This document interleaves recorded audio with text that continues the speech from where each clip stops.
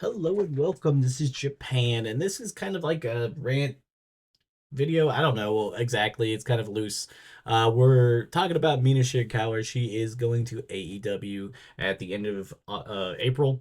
Um, she's kind of wrapping up her Stardom stuff and going over there for, I guess, like a new change of scenery. And I just kind of wanted to discuss it of like what I expected or expect that is going to happen.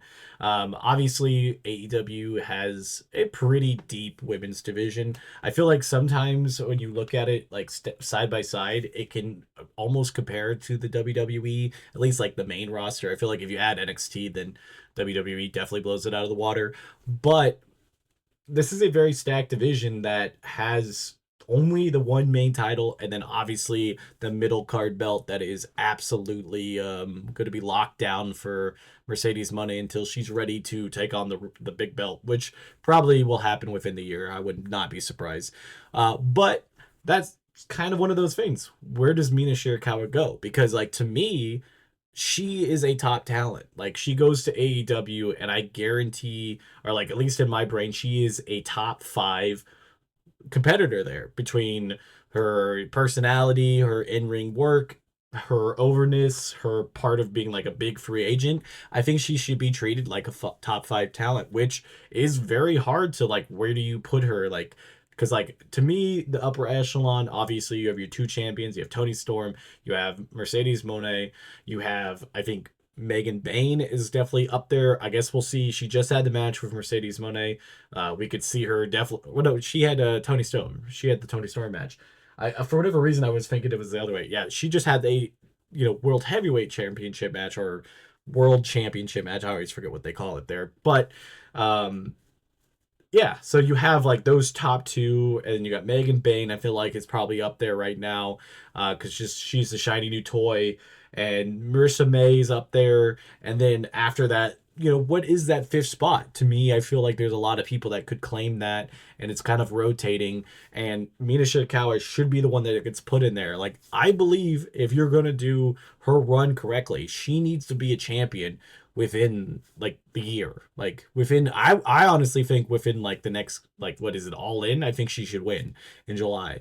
Again, you have to build her up. I know there's plenty of different stuff. There's a little bit of a language barrier. I think Mina's pretty decent on English, but I could understand that like they probably don't want her to go super hard into to that. But you have like she has in-ring relationships with Tony Storm and with Marissa May that could help her with that and even be a mouthpiece for her for a little bit. But yeah, that's how I would view, it's going. But as seeing what AEW does with a lot of their top women's talent, I feel like it's not a good sign. I feel like part of it is there hasn't been a lot of hype around it, especially in the AEW community. Anytime I see it, nobody's really talking about it, which again, it hasn't fully happened yet, so there's still time to change.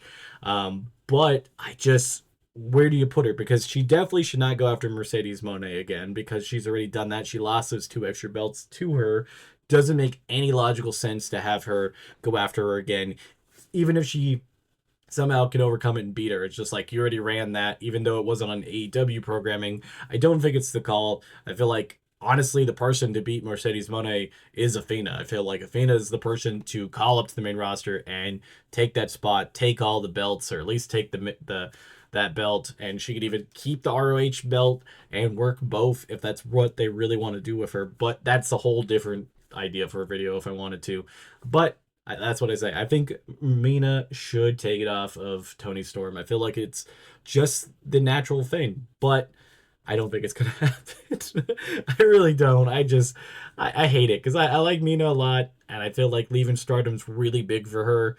And there's not really much, like I feel like with some of the Joshi talent, especially, you got the two big U.S. companies, but that's basically your only options a lot of the times if you're leaving Stardom because like you can go to other independents even being part of Stardom, so why would you leave?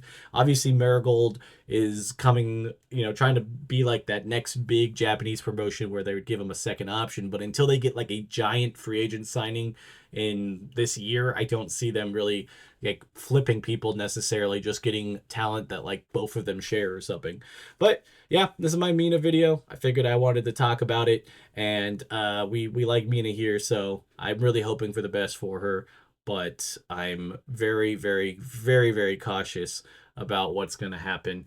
But I feel like we should know at least by the end of the summer how well it is. If it takes past summer and we haven't seen anything, then I don't know.